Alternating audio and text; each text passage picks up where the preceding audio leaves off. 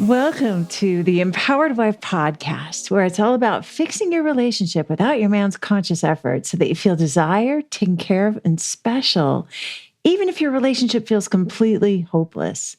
I'm Laura Doyle, and today I'm revealing the magic of telling your marriage story. Twice a year, we host a free Adored Wife Challenge where we all experiment with applying the 6 intimacy skills together every day for 5 days. As part of our challenge, I interviewed Master Coach Kathy Murray, who has been practicing the 6 intimacy skills along with the connection framework for nearly 20 years. She has so much wisdom to share, and she shares it in such an engaging way that I knew I wanted you to hear this interview. Her story was a powerful catalyst for transformation during that challenge, with so many women hearing themselves as she revealed her own experience. See if you also hear yourself in Master Coach Kathy's story. And then I'll be giving out the Worst Relationship Advice of the Week award, which I was hoping was maybe satire, but no, they meant it. All of that is coming up, but first, let's talk about the magic of telling your marriage story. When you have unpleasant things happening at your house, things you wouldn't want anyone else to know about because you would be embarrassed or ashamed, you tend to keep them a secret. At least that was my strategy early on. And I hear from lots of students that that was their strategy too. We didn't want anyone to know that our marriages were dysfunctional, distant, and falling apart. And it's not like there are so many places you can go to share about the painful, scary parts of your marriage without either losing status or feeling judged. Those both feel terrible, especially if everybody else seems to have a happy family pictured right there on social media, everybody but you.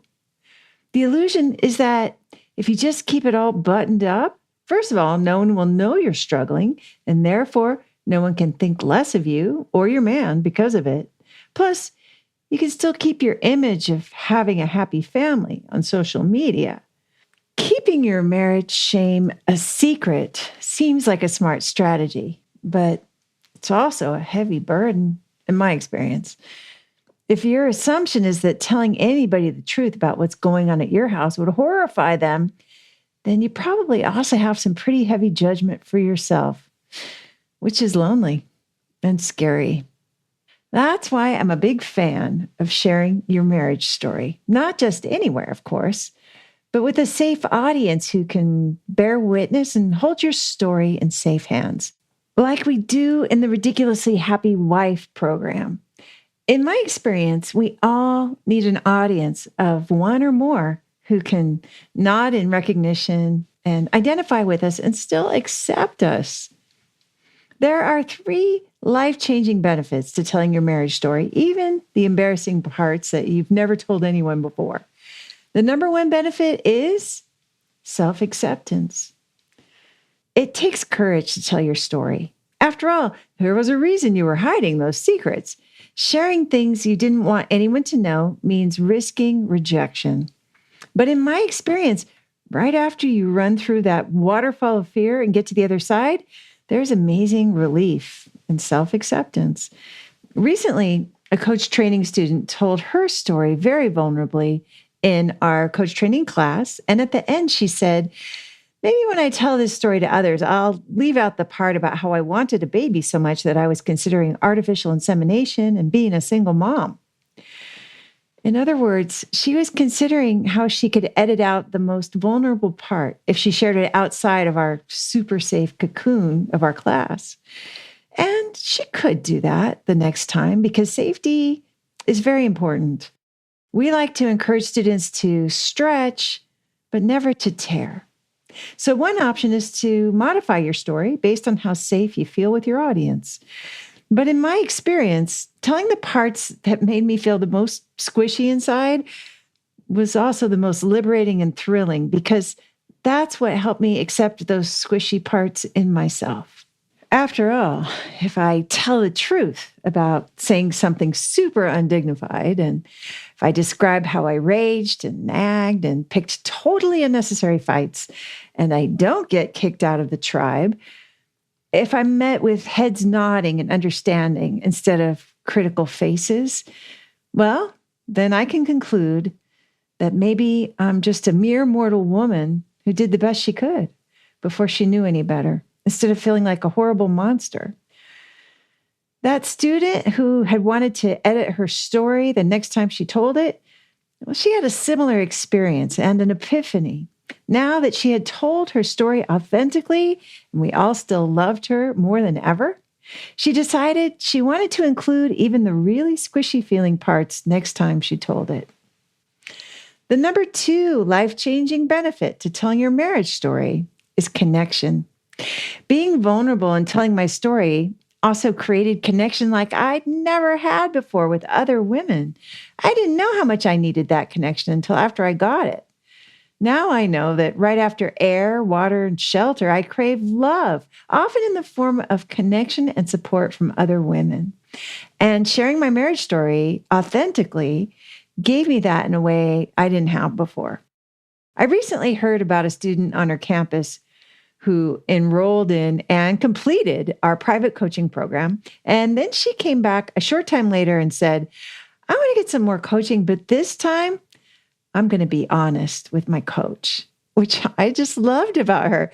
She wanted to get the support and connection that's available when you're open. And she knew that there was another layer of that available to her. So she ran through that waterfall of fear and she got vulnerable so she could keep growing. The number 3 benefit to telling your marriage story is that you get a rewrite. You get a rewrite. Every time you tell your story, you're claiming ownership. You're telling the parts that mean something to you.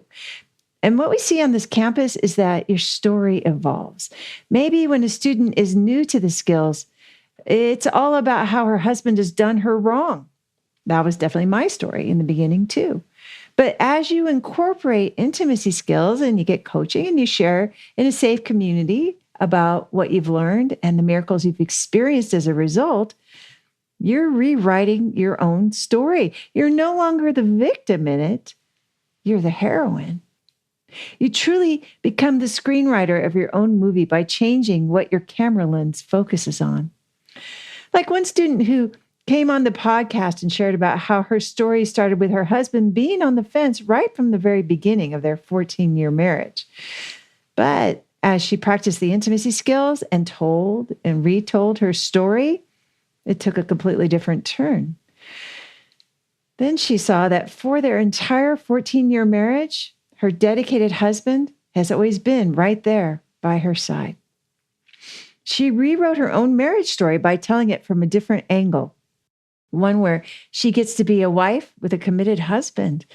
That's just one of the many benefits of sharing your marriage story. No one knows this better than Master Coach Kathy Murray, who has told her marriage story hundreds and hundreds of times, including on the BBC, which went viral on several continents. And she is making her 3rd appearance on the Empowered Wife podcast today. Here is Kathy Murray's powerful marriage story. If you'd like to be my guest on the Empowered Wife podcast and share about how you fixed a struggling relationship using the 6 intimacy skills, I would love to interview you. Just go to lauradoyle.org/podcast-guest to let me know that you are willing to make a big contribution to ending world divorce by telling your relationship story. I look forward to meeting you. That's lauradoyle.org/podcast-guest. Now I want to bring on my special guest who has transformed her marriage with the connection framework. She's going to tell us all about it. My special guest is Master Coach Kathy Murray. Kathy, thanks for being on the call with me today. You are so welcome, Laura. Thanks for having me. I was just relating to all the stories you were telling, all the questions, all the little wins. I was like, oh, me too. Right. Because besides being a master relationship coach, one of the best relationship coaches in the world, you are also a wife. I am. And what was your marriage like before you knew what you know now? My marriage was in a Cold War. I was sleeping in the guest room we were in a sexless marriage and we were not talking for days because we had fought constantly and it just got old and tiring and painful. Yeah. Yeah, it sounds painful. What were you doing to try to fix this marriage? I went to marriage counseling with my husband and even started off our relationship taking him to marriage counseling before we got married so we could get married. So it just gives you a hint of the control that was in play before we even got married. Yeah. So it's just your idea, like before we get married, let's like preventative. You're trying to prevent a breakdown from happening by going to counseling, and this is what this is what we're all taught to do, right? That's all we had. Probably when you got married at the time, there was no relationship coaching. Everyone knows if there's a breakdown, you go to marriage counseling. So you try to do that, and then what were some of the other challenges that you guys were having? The biggest challenge was we were a blended family. It was our second marriage. So I had 2 children and he had 2 children. And overnight, we became a blended family. And so most of the fighting, in my experience, was about his kids, making it really hard for us to be that fun couple that we were when we were dating. And I was always a single mom, and he was more what I would say as a Disneyland dad. He had his kids one weekend a month in summer, where I was having my kids full time. And so I kind of had a routine.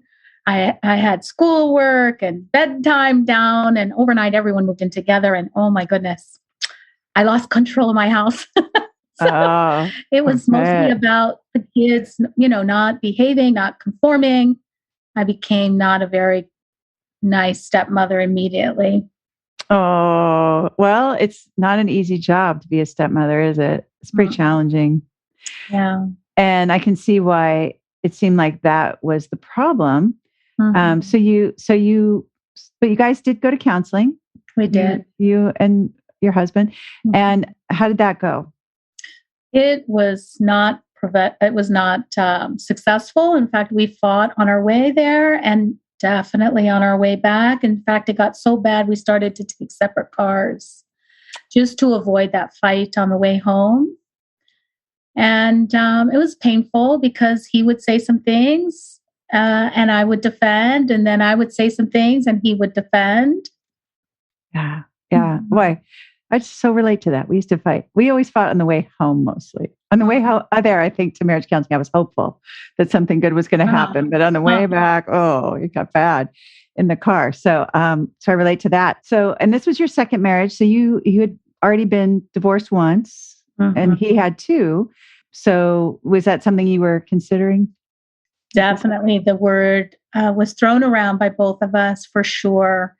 And as the fighting, it escalated, the tension between us grew, the fun really started to diminish. I was really resentful and angry that I just didn't think he was parenting well or making enough money, or just I had a whole long list of complaints. I forgot about the Doug I dated, really.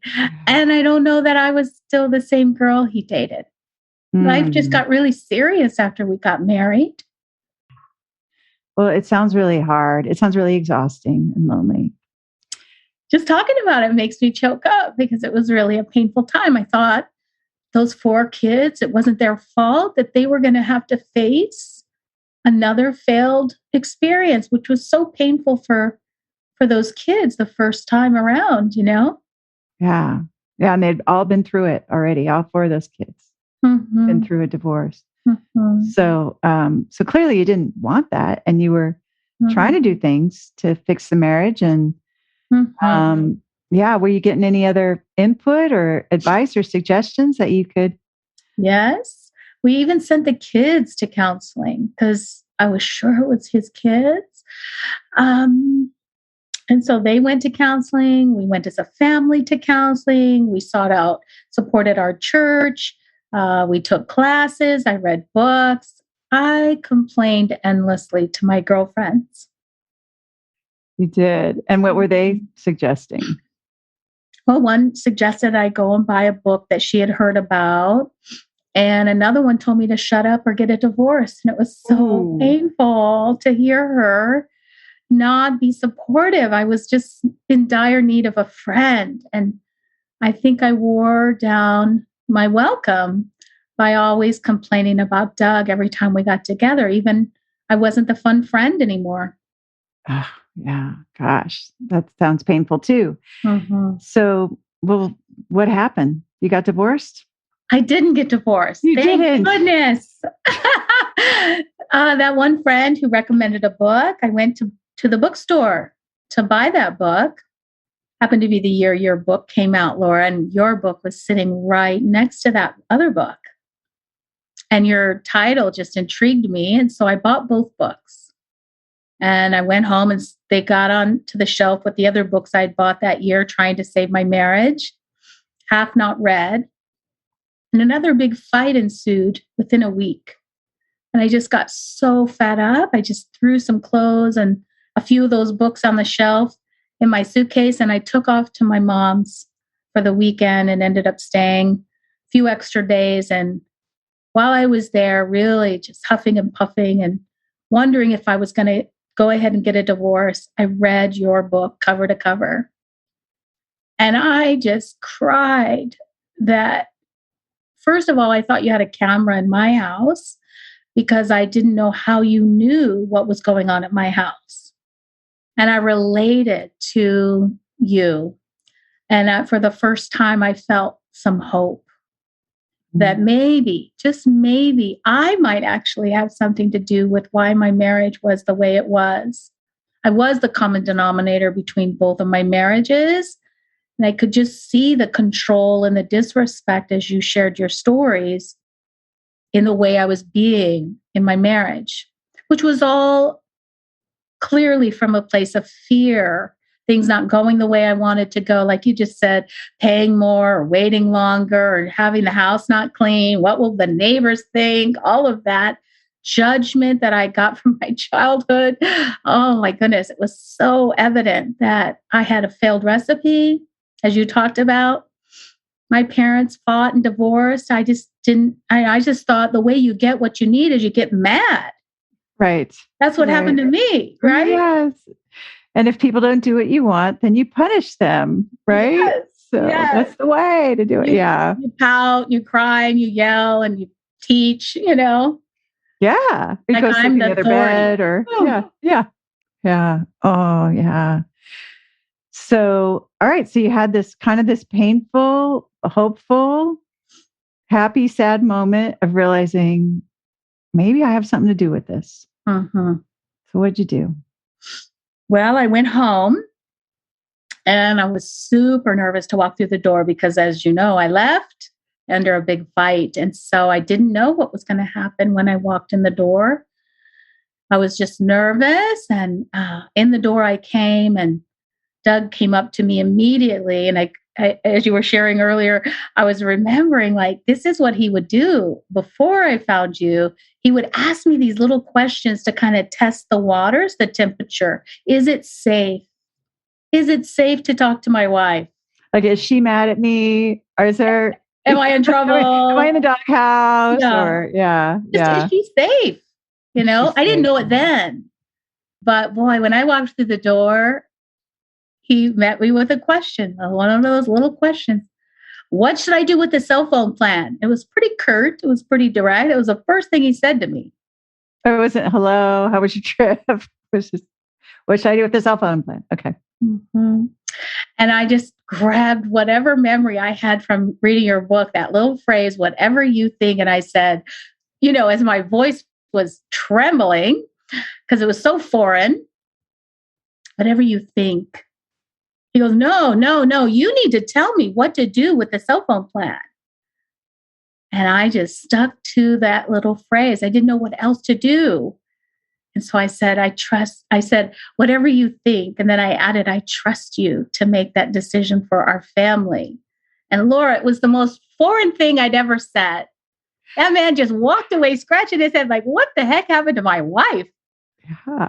And did you feel trusting in that moment? Did you feel no. The whole thing just felt so weird. I didn't mean it either. I didn't mean whatever you think. I mean, you meant don't screw it up. Hopefully, but the words were. The bill. Right, the old me would have grabbed the bill and told him what to do. I was a CFO. I managed money for a living. Yeah. So saying whatever you think to something financial, oh gosh, given all the fights we had about money, this made no sense. It's a big deal. It was a really big deal. And so he walked away and scratched his head. And, the next thing I remember of that day is I decided I wasn't going to sleep in the guest room that night. Given all I'd read and learned in the book, that maybe it was a smart thing to get back into our marital bed. So I did. I crawled into our bed that night. And Laura, I'll just never forget it. I'll never forget it. He put his hand right on my shoulder. And he said, "You were so nice today."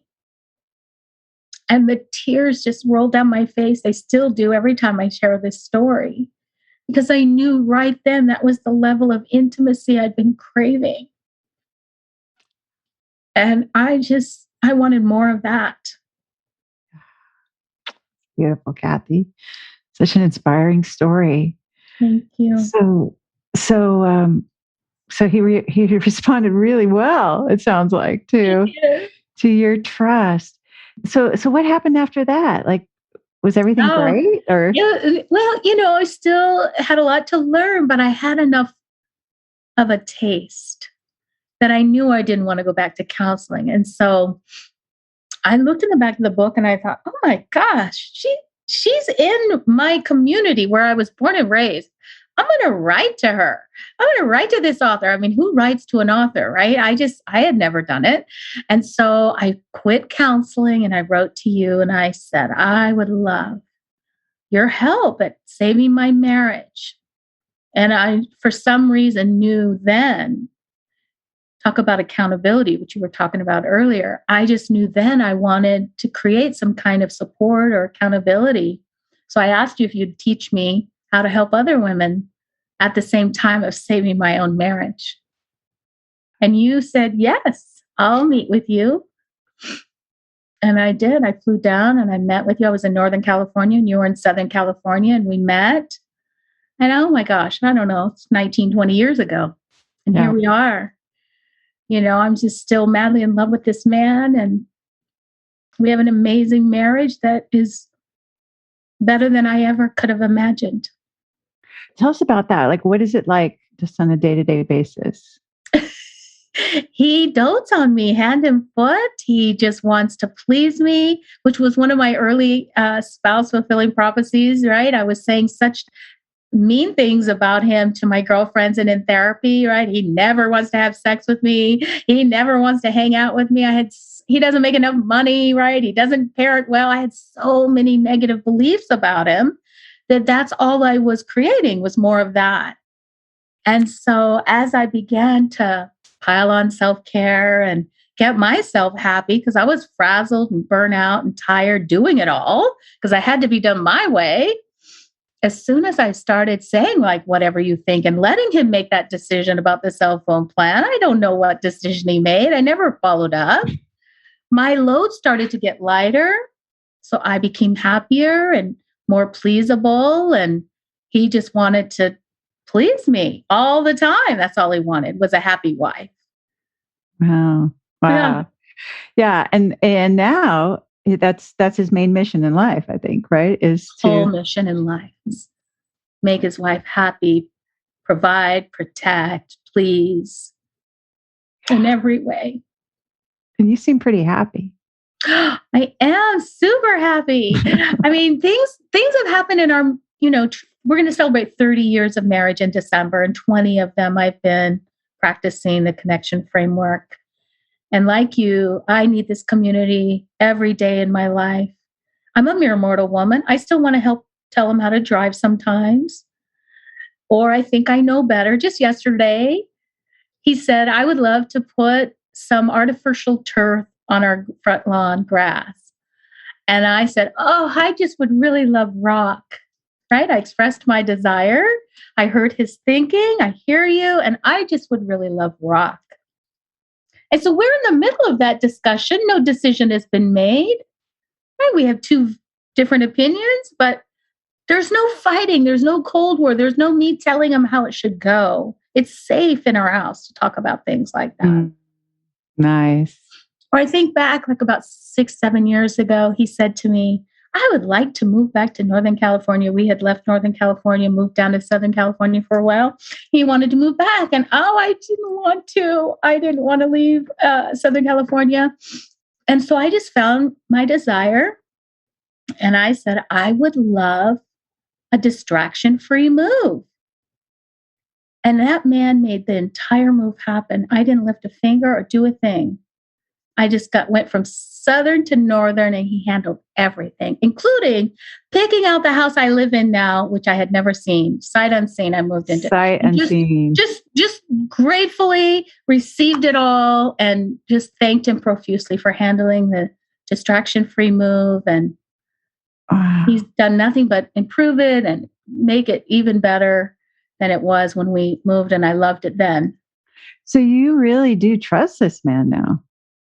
With my life, with everything. And so your desire with that move, it wasn't that you didn't want to leave where you were. It's just that you just didn't want the part where you move, where you pack all the boxes and you get in the truck and and then you unpack all the box. That's the part you were trying to, and you didn't have to have any of that. Zero. He just made it happen. He did. Beautiful. Amazing. Yeah. And I heard you got a new bathroom recently. I did. That was a Thanksgiving. I woke up Thanksgiving morning and go, I would love a new master bathroom. I think I want a new master bathroom.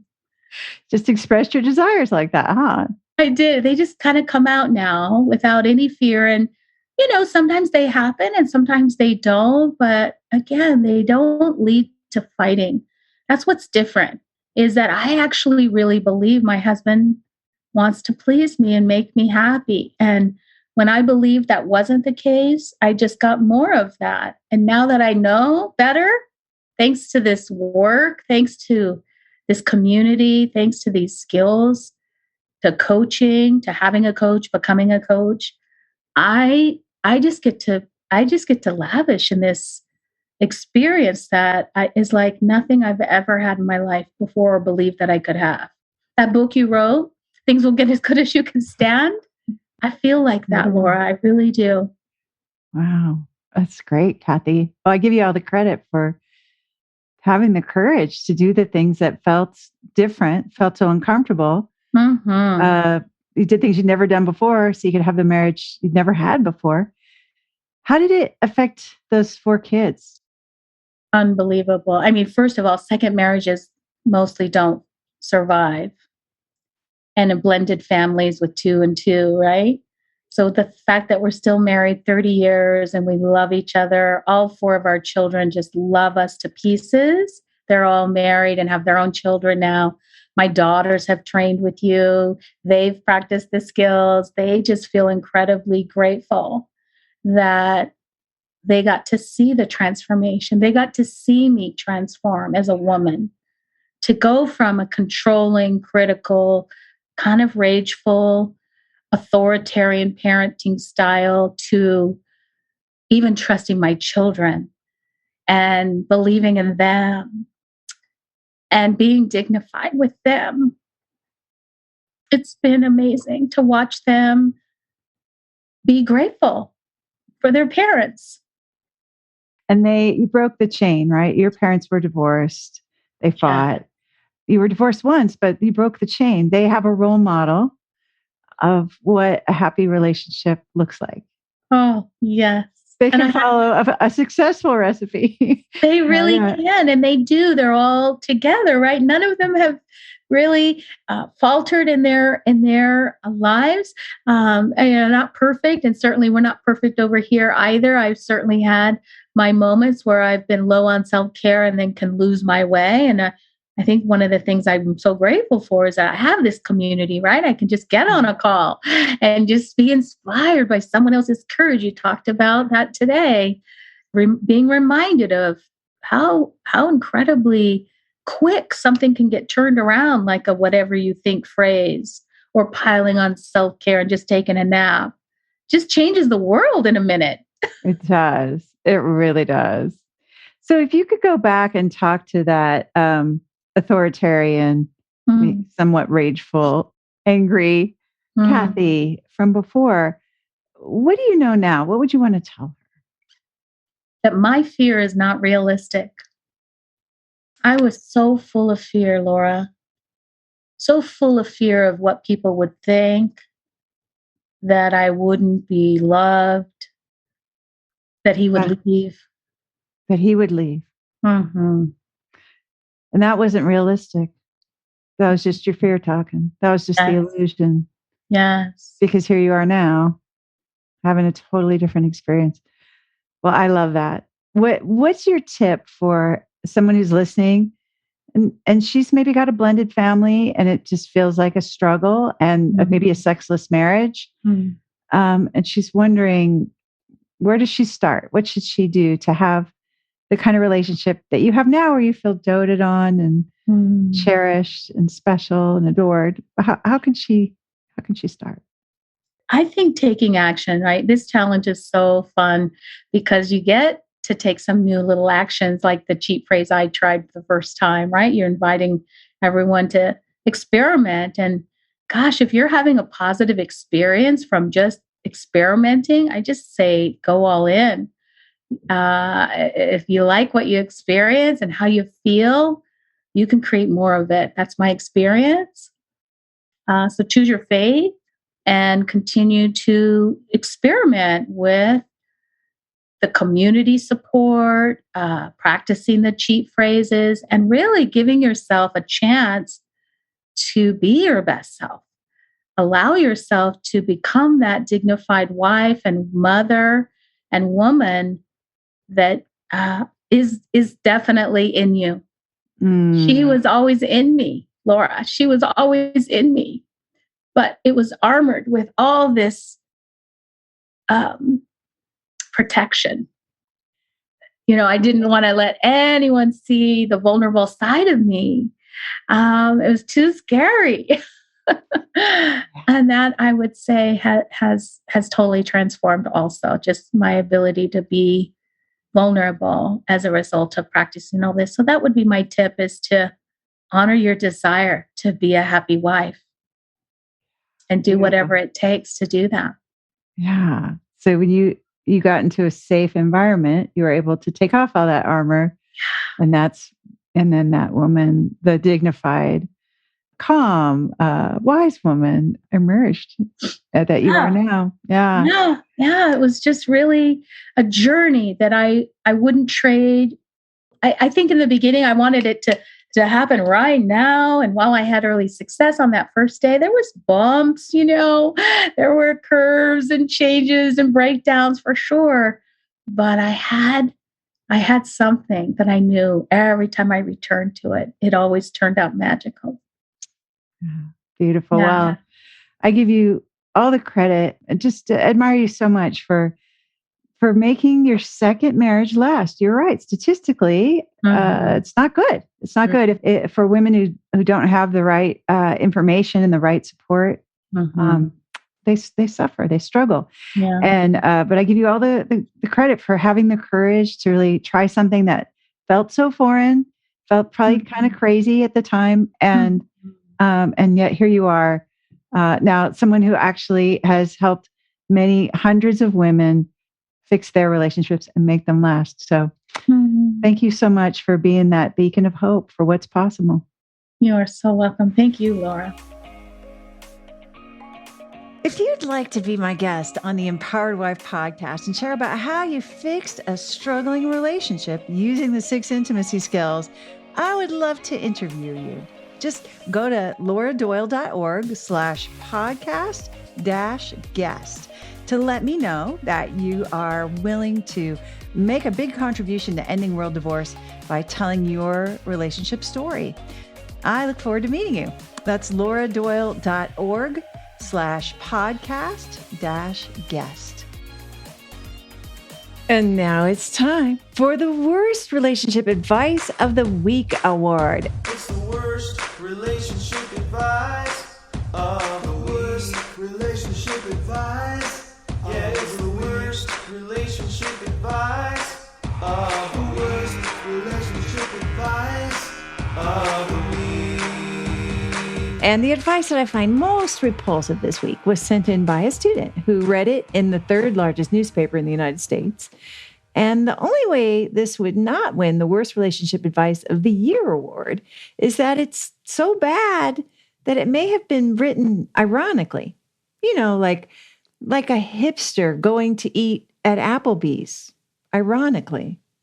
That's how bad it is. So special thanks to you, anonymous student who sent this advice.